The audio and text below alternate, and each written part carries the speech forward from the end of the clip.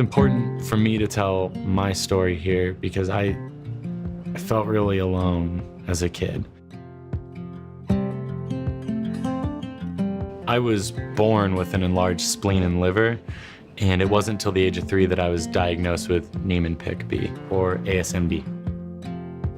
My first memory was getting the liver biopsy and the adults trying to coax me into being comfortable, coax me into the giant needle going into me, you know, really.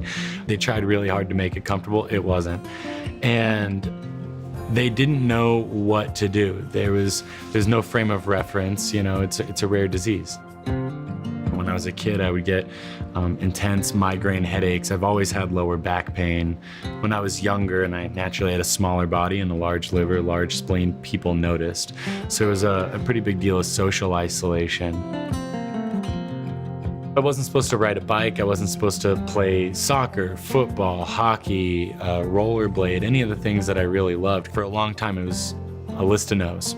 Around the age of 25, 27, I started vomiting in the morning when I would wake up, and doctors believe that that's from the pressure of my spleen and liver on my stomach in the morning, makes it really sensitive.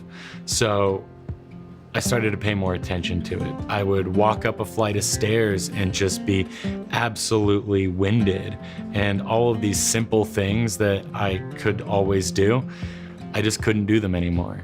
And it was really humbling because I like to do a lot of things. I like to ride motorcycles, I like to make art, I like to go out on walks and go to concerts and stuff, and we're in Colorado, so the air is pretty thin, and I just noticed it. Most people didn't know I had Niemann-Pick. I wouldn't talk about it to my friends, you know, because I don't look like I have a disease. So it just brought more questions than I had answers to.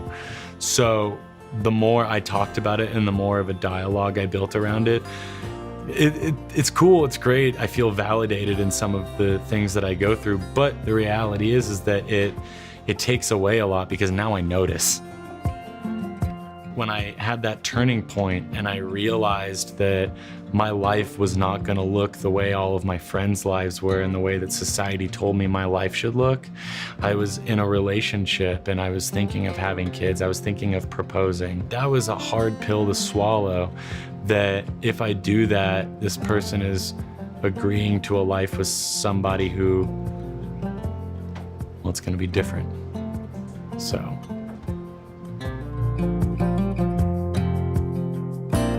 I try to participate in life as much as I'm allowed, you know? So I'm gonna make art and I'm gonna make coffee and I'm gonna contribute to the community. I pray and I meditate a lot, and the things that I pray and I meditate on are the privilege that I've had to be so able-bodied and to be so normal. And other than that, I try to be of service. I try to focus on other people's stories, on other people's experiences, on other people's pain and their process. I try to be there to support my community.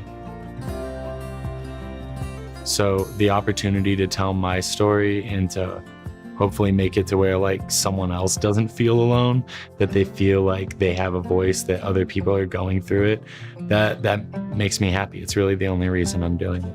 It's because I felt really alone.